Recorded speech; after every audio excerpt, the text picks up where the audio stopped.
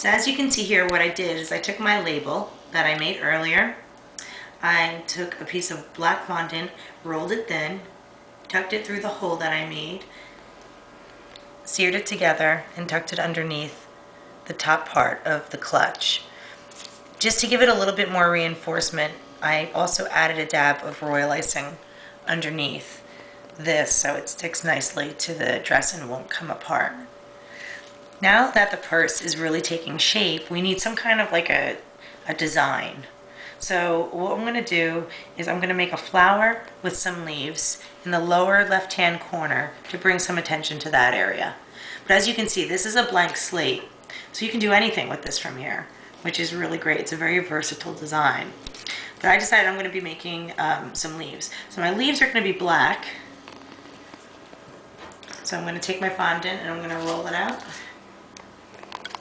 And I always make extras just in case I mess up, which you should too. I take a cutter, make sure that it's clean of any kind of leftover fondant if it didn't get all off. Take it and I push it out. And I always give it a rub just so there's no fragments of fondant on there. That way you don't get that staticky line that goes around it. You get nice clean cuts. Okay.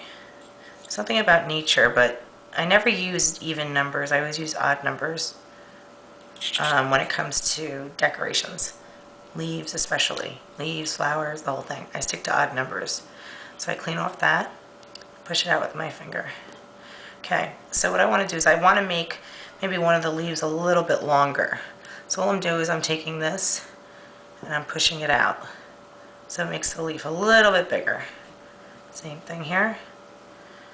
I think this one will do also. Great. Now I thought it'd be kind of cool to tie in this dotted look somewhere else within the design. So I'm going to use the same roller I used to make the clutch, the top part of the clutch, and I'm just going to simply roll it over the leaf.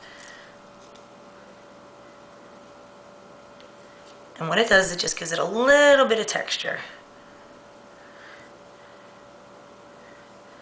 And if it changes the shape of your leaf like it did this one, that's okay. You don't want all your leaves exactly the same. So same here. Okay. So I have my leaves. And then all we need, I'm going to put them to the side, like so. Now all we need is a flower. So I'm using this garnet colored, which is what this customer requested. Garnet, white, and black. So I'm going to make a really pretty flower. Simple. Now you guys have probably all those tips, those fondant tools, like the ball tool and everything. And those are great. I use them in a lot of different ways, either to get fondant out of molds, but when it comes to thinning out the leaves of a flower, I'll show you what I do. So I'm cutting out a very plain shaped flower here. Like so. I'm going to also make 2 of these. Alright, there's the end of my X-Acto. You grab what you can. Okay. And again, a good run on your hand will get any of those little pieces off. So, the less of those little pieces on there, the better, because it looks kind of tacky. Okay. So here's the flower. I actually use this part of my rolling pin because the more tools I get on here, the more it gets a little bit crazy. So what I'm going to do is I'm going to use the tip of my rolling pin to thin out the leaves. Some people may prefer to use the ball tip. It's smaller, you can see more of what you're doing. But when it comes to flowers, it's nature, so if there's a slight tear in the petal, it's okay.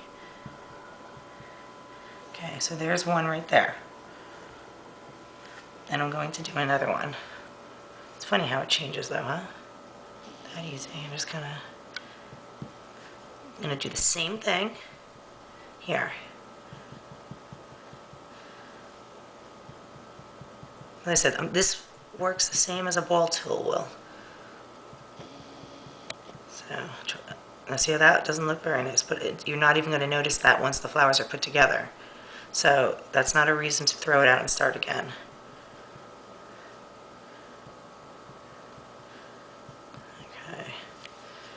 Alright, so there we are.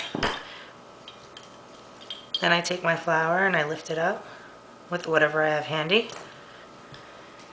Dab a little bit of water. Not there. I shouldn't have done that. Right here. You won't even notice that. Like so. Then I give it a push in the middle. You could actually even use this for the middle. And it kind of brings the flower petals up. Needs a little bit more depth. So I'm doing the same things to these tiny little flower petals. I'm just going to add them as well. Excuse my hand. I'm going to put that right in the middle, like so. You can use the end of this too, that's fine, because we're going to put a middle on this. Okay, so as you can see, the flower kind of has some shape and dimension, and all we're going to do is adhere it to the purse.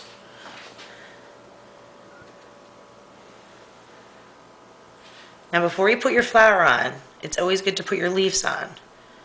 Now I'm telling you things and you're thinking, why is she telling us that? That's pretty obvious. No, actually it isn't obvious, because a lot of people will put on their flower and then have to finagle a way to get their leaves on.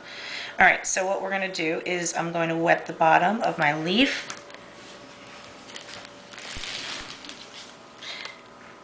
I'm going to adhere one up here. I'm going to adhere this long one and adhere that up this way. And then the last one, I'm going to have facing down.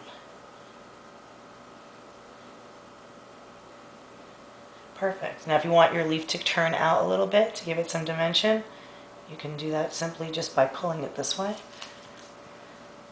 But that choice is up to you.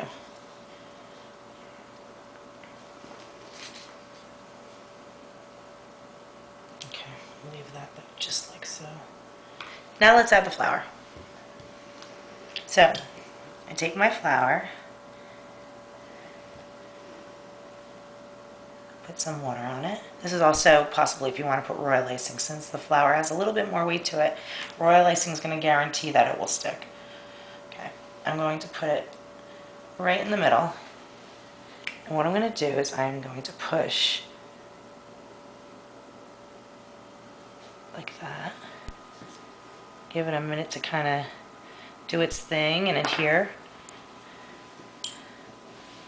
Adding some water to the back of this petal so this petal can stick. As you can see, I kind of just use what I have. I don't have 1,000 tools. Like so. Okay. And then the last thing we need is really just a center. So I'm going to take a little ball of black fondant, like that, roll it in my hands,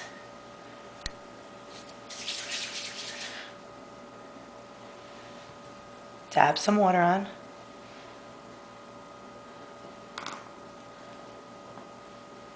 and then I'm going to place the middle of the flower so they're attached. Here we go. And that, all my cake decorating friends and fanatics, is how you make a miniature purse. This makes a great gift, a hostess gift, a teacher's gift. Like, give it to your friend who can't stop spending on a credit card. Give her the purse. But hey, this is the most versatile design that you can come up with. Go crazy with different colors, patterns, techniques, and you're going to find that you'll never make the same purse twice. So I hope you'd enjoyed mini clip number 2, how to make a miniature purse. Thank you.